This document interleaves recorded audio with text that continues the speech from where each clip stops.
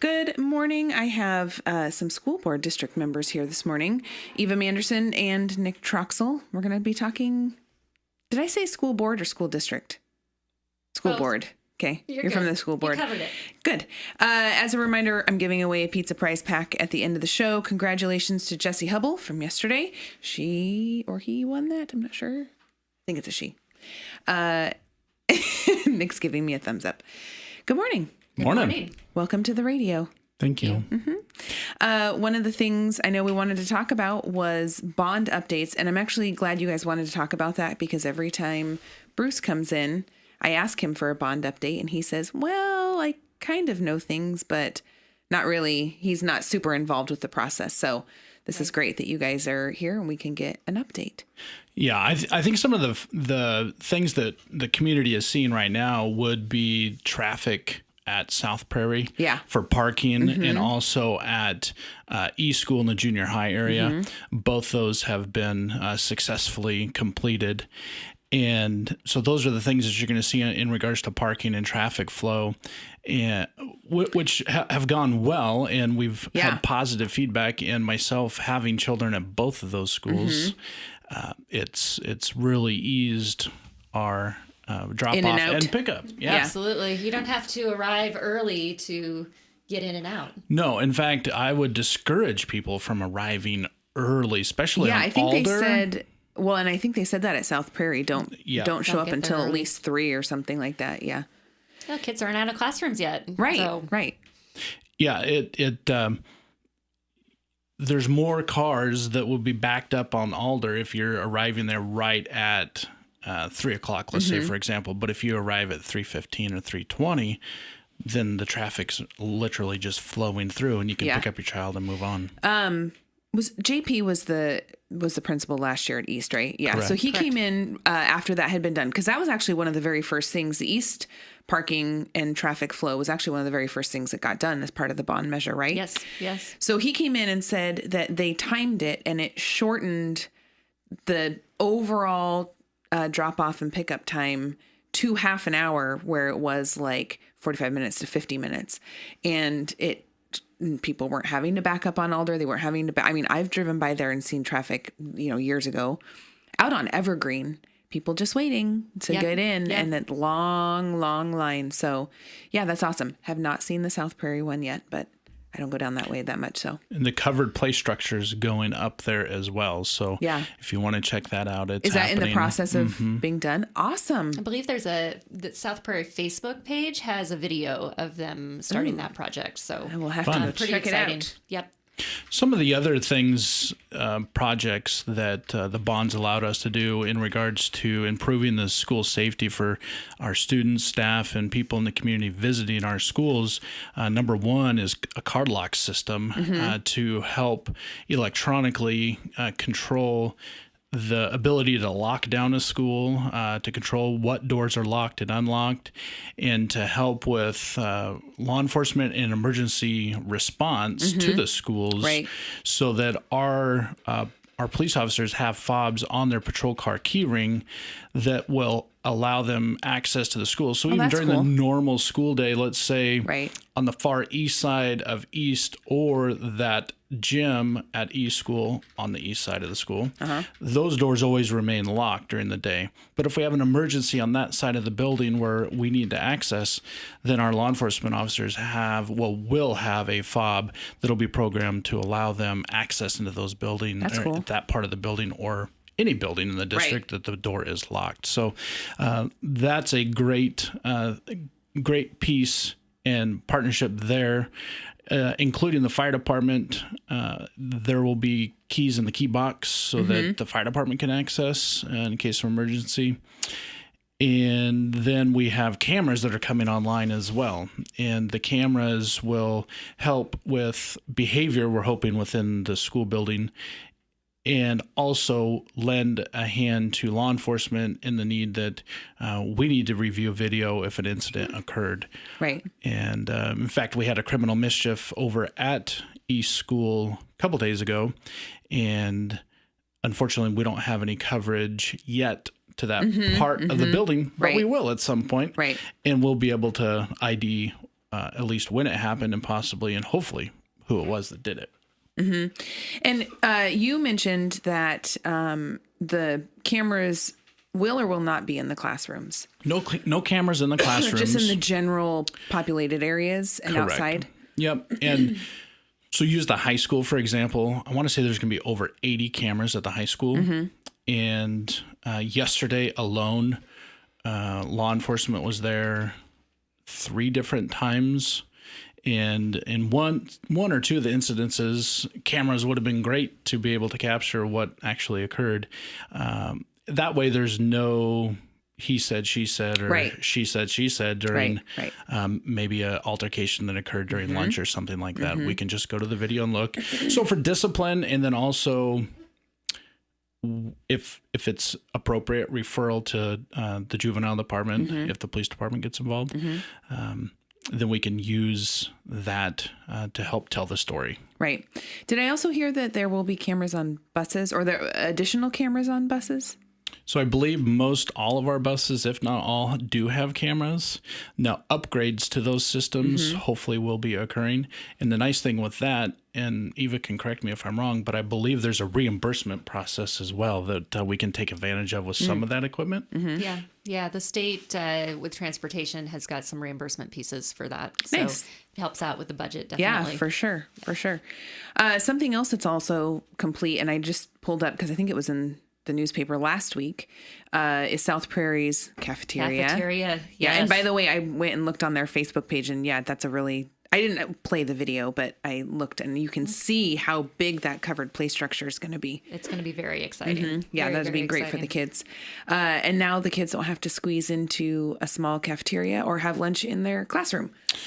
Absolutely. I have not been out to see it yet. We have our school board meeting out there on Monday. Oh, and nice. so we'll get to, Yeah. as a group, really enjoy that space. You've been out there, Nick. Yes, I've been out there, and it's a great location, a great facility. That's a huge cafeteria. It really is, and it can be used like as a multi-type because the tables are obviously movable. Right. So if a community group wanted to have a meeting in there, like you guys are going to have your meeting we're there going to Monday. have our board meeting in there. It's really a nice, open, bright, very cheerful place for the students to be able to have lunch, and for staff to be able to maintain that organized chaos during lunch, Right. which it really is. If you ever had any time to spend out there prior to this, they were in a tiny little, it used to be a classroom, I believe. And it was just hard to even, they tried to be quiet, but of course kids start chatting, and Right, then it gets right. louder and louder Yep, and louder. yep. In here, it's More open, more space. open, You can yeah. have more kids in there, obviously. Yeah, nice. So we've kind of talked about things that have been done and are in the process of being done. What are things like longer term bond goals, projects? So we've got some seismic upgrades that are coming for the high school gym and for East School.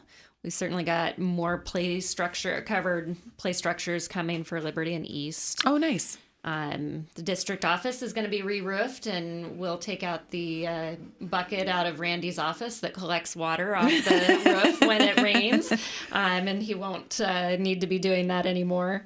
But those are projects right now that look like they're planned for next summer. So And did I also see that East is getting a new roof as well? East next is getting year? a new roof. Yes, yes. Man, I know it. We get a lot of rain around here, and yeah, so those roofs got to be replaced a little bit quicker.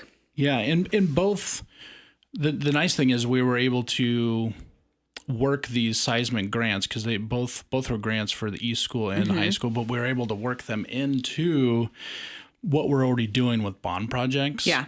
And so what has been nice to see is the ability for us to take advantage of both funding sources and make sure we're doing and getting the most bang for our buck and getting those projects completed in both those buildings. Nice. I'm going to take a quick break. Was that all we wanted to talk about with bond? Did we cover the things that you guys wanted to we got do?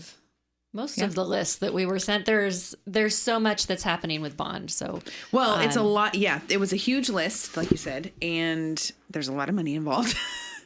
And it's going to take a few years to probably get through everything. Absolutely. Yeah. Absolutely. And our schools are going to look so nice. Having that investment in them that was desperately needed. So yeah, a big thank you to community members for that. Yeah, for sure.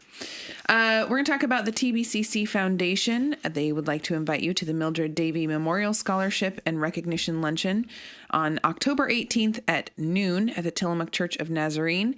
Join the TBCC Foundation for a catered lunch as they recognize the 2018-2019 scholarship recipients and thank the generous donors who made it all possible. The program will include recognition of scholarship recipients and speakers Dr. Ross Tomlin, the Tillamook Bay Community College president, and Janet Rydell, benefactor of the Art and Janet Rydell Endowed Scholarship. Tickets are $15 a person. RSVP is required by October 10th. To RSVP, please call 842-8222 extension 1025. The event is generously sponsored by TLC Fiber, Federal Credit Union, Tillamook Country Smoker, Judson Randall, Nearspace Corporation, and Stratus Wealth, Ted Erickson, CFP. So I'm talking with Eva Manderson and Nick Troxel from the Tillamook School District Board. School Board? School Board. I think that's what I said when we first started. I said School District Board. And we were talking about bond projects.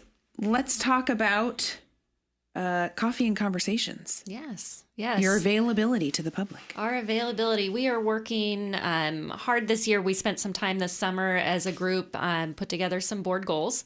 One of those goals is around communication and making sure that we're I'm going to read it to you so I get all of the key points because we were very intentional about this. And it's hard when you're trying to do it, like summarize it, and then you miss a key word or something. And you go, oh, I missed that word. Right. So I'm going to read this. One of our board goals is to focus on making communication to parents, students, and our community positive, consistent, and transparent, while encouraging our staff to do the same. Mm-hmm. So we had significant conversation ourselves around what are ways that we can do this. We really enjoy having parents come and share with us and community members come and share with us. And we recognize that sometimes a school board meeting is not the best place to actually have that conversation and have people feel like they've been heard and there's some action behind it. Right.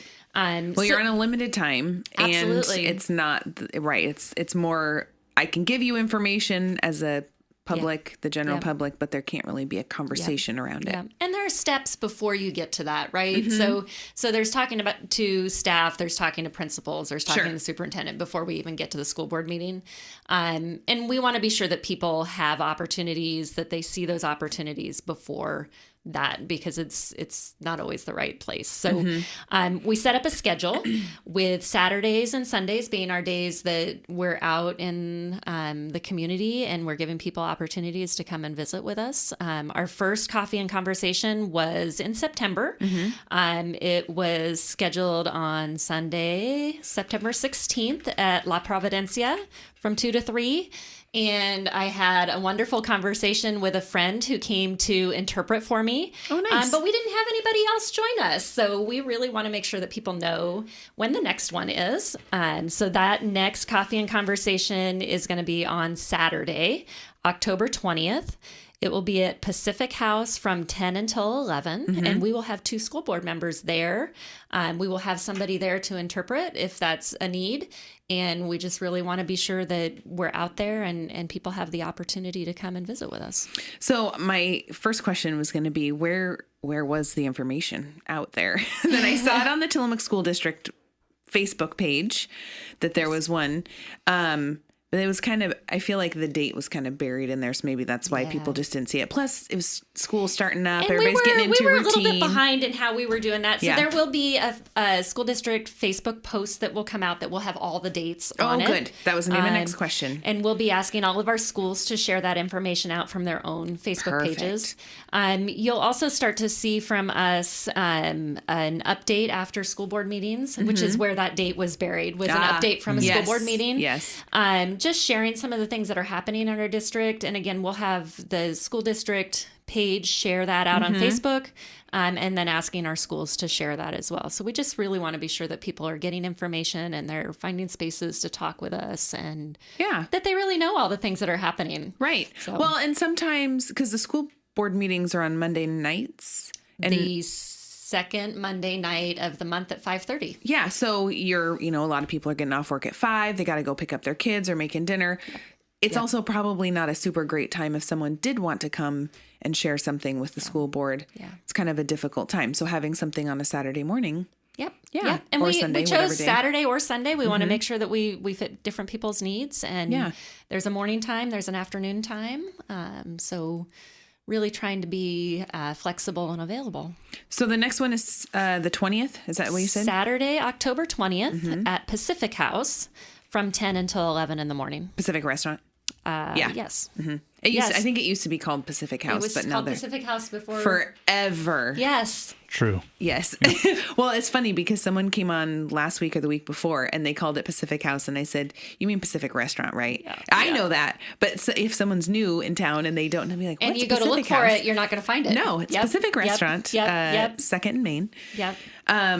Very cool. And then, so that's just Saturday. And then the one in November will be on Sunday. The one in November will be on Sunday. Absolutely. We're going to take a break from that in December. We figure people are very busy, and March is spring break week. So we're just, I think we've got 6 times out there that we just really want to try to make sure that we're there. Yeah. So if a parent is listening and has an issue that they want to talk about or just wants to learn more about the school board, like it's just anything, right? Right. If they want to come talk to you guys. Yeah, I mean, I think that I would reiterate that there's a process before things come to school board, but we certainly want to know what's happening in our community and with our kids in our schools. So we try to keep the finger on the pulse there. But if there are specific issues, really making sure that parents get in there, talk to their teachers, if that doesn't work, the principal. If the principal doesn't work, talk to the superintendent. So there's a process to go through for specific things, but certainly we want to hear and know how kids and families are doing. And sometimes it may not be within I'll use the example, like within our swim lane, but we might be able to point you in the right direction to who the staff member is or administrator is that could help you with whatever question you have.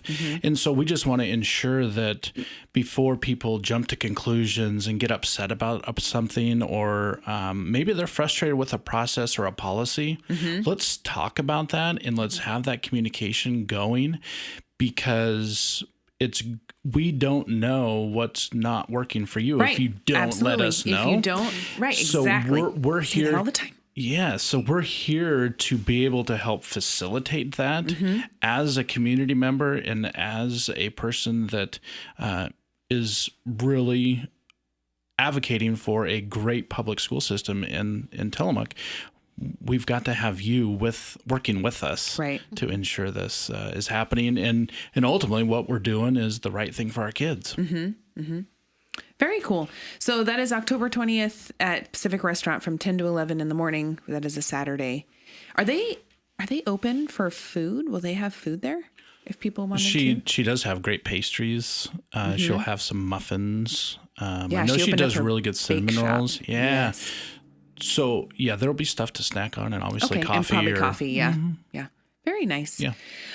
We have just a few minutes left. Let's talk about Mr. Shelley. Okay. Yeah. He came in last month and kind of gave us his background and all that, and it was kind of fun talking to him. But can we talk about your side of the process and what that looked like for you guys and kind of how that all went? Sure. I think that we tried really hard, again, going back to our communication, to make sure that we were really transparent and sharing what our process was.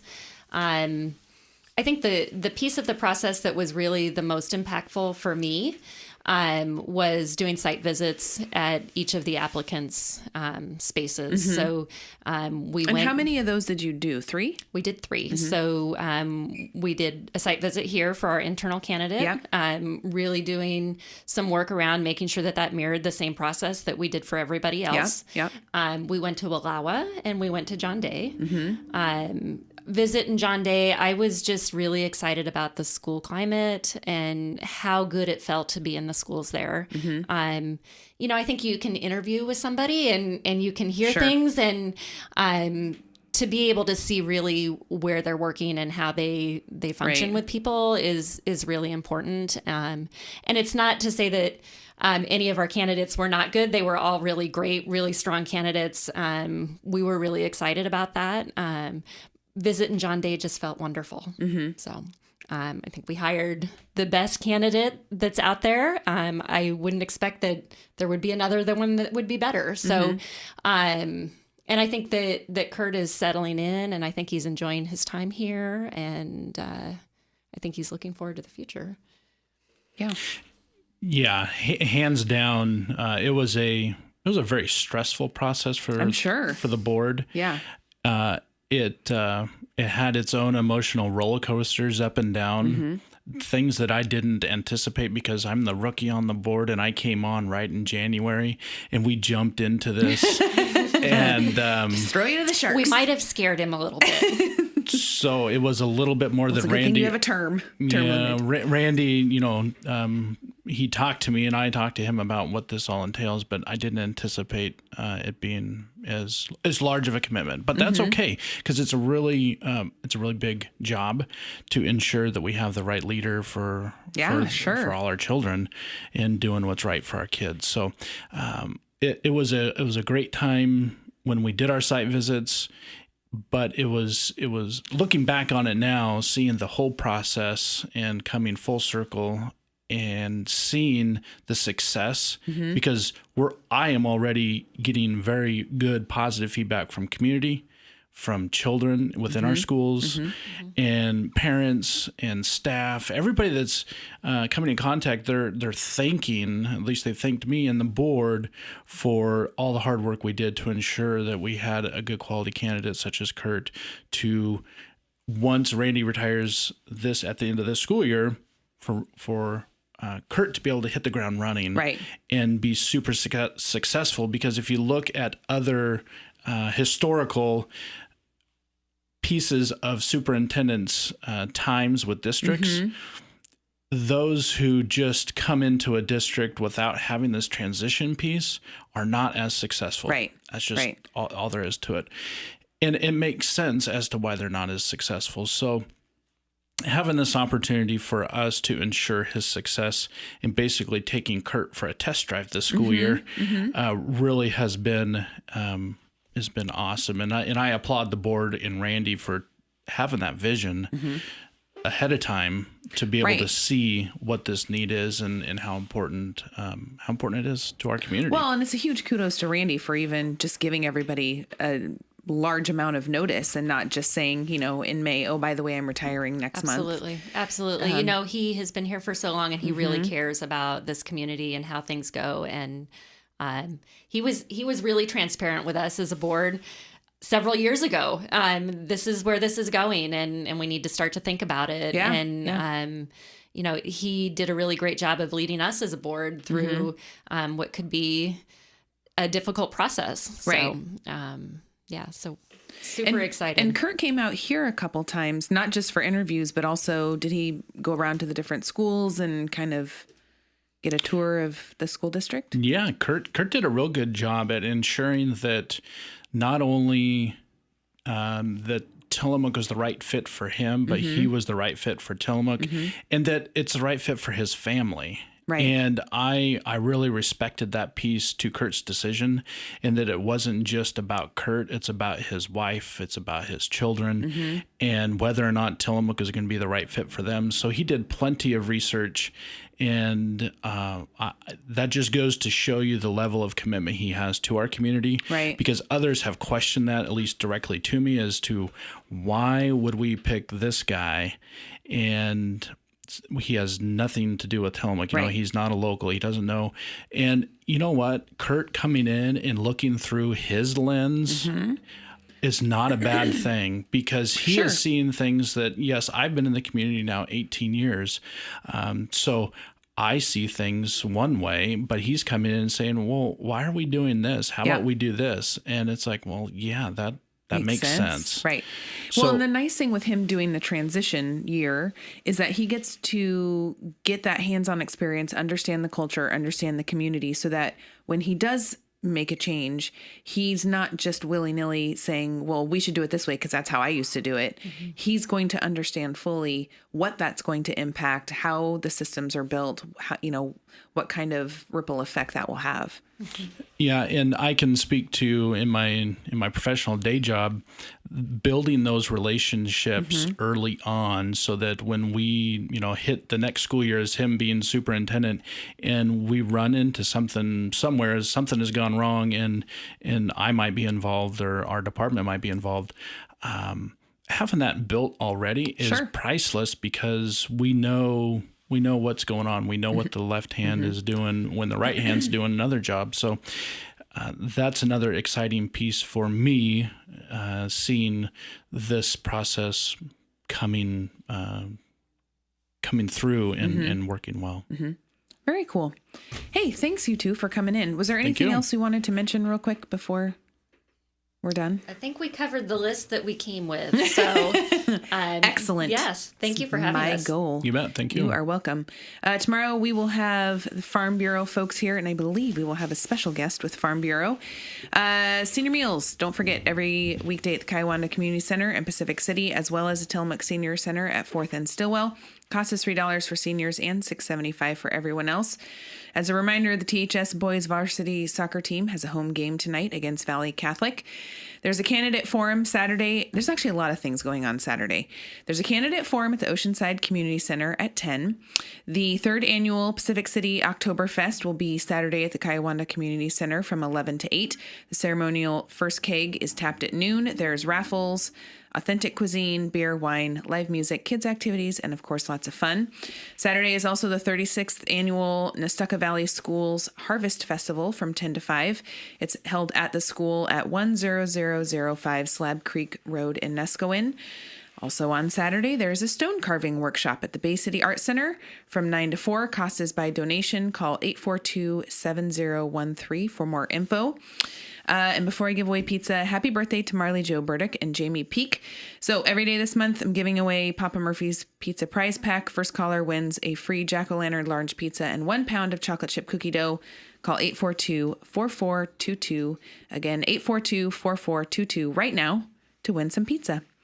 Eva and Nick, thanks again for coming in. Thank you for having us. Yeah, and thank you, Tillamook, for listening.